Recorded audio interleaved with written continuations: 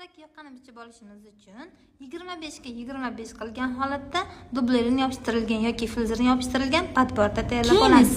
Klient xohishiga qarab teng o'rta markazdan yoqa o'yinisi uchun joy belgilab olamiz. Misol uchun 14 dan 20 sm gacha bo'lishi mumkin. Mana bu 17 sm dan yuqoridan 1 sm mana shu kabi chizib oldik. Aynan o'rta markazdan bu tomonga 8, yoqani net yo'lishiga qarab bu tomonga ham 8 chiqib oldik, teng o'rta markazdan. Va yarim santimetrdan bu tomondan o'tgan holatda burchak tushib tikib olamiz.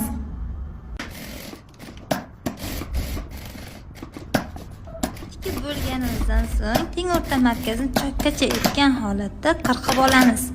Chekka qismlarni ham burchak qismlarini ham qirqib, ag'darib, yaxshilab dazmol qilsak, yuqoridagi yoqa kelib chiqadi. Tushunmay qolgan qizlarimiz bo'lsa, Telegramdan murojaat qiling. To'liq sekinlashtirilgan darsini qo'yib beraman.